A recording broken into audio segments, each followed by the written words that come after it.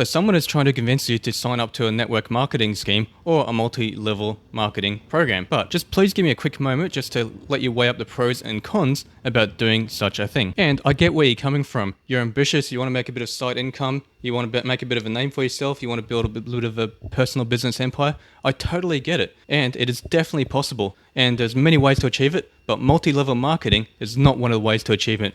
And why is this? Because the levels of deceit are just never ending.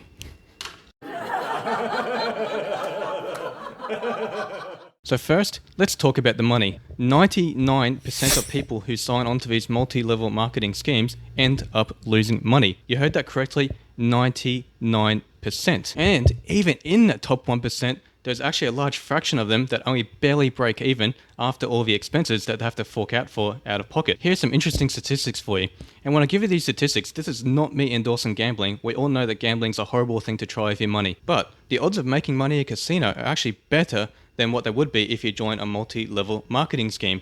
And let me give you some examples. So you're 286 times more likely to make money in a casino than what you are through joining Amway. You are 48 times more likely to make money than you would be from joining Nu Skin. And you're 22 times more likely to generate an income from a casino than you would be through Maluika. And if money is not a good enough reason for you, well then your family and friends might be a better reason. 22% claim that they have to lie to their family and friends about how well the scheme is actually doing. And 42% have had very serious family domestic arguments, with the multi-level marketing scheme being the primary source of that argument. Basically, it's ripping families apart. And then we go on to your friends. With your friends, it's a little bit harder to put these statistics together, because with your friends, they can sort of just quietly and subtly just stop inviting you to barbecues. So it is a little bit harder to collect the data with this, but you will find that your friends will start to slowly distance themselves from you. So if you do this for a long enough time, you eventually find yourself with basically no friends that are outside of the multi-level marketing scheme. That kind of sounds like a cult, but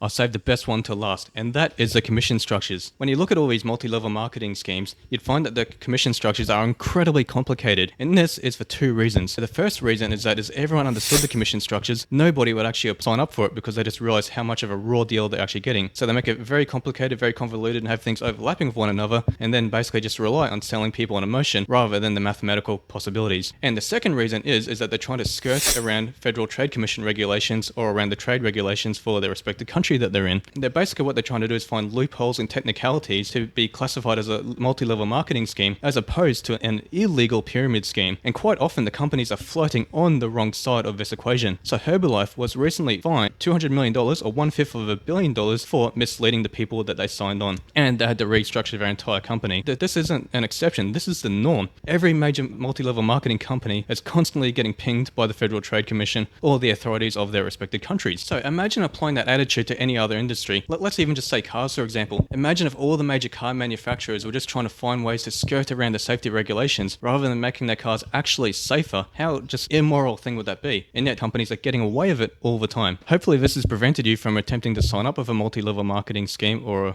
network marketing or wherever they call it, wherever you are. And don't forget to like and subscribe.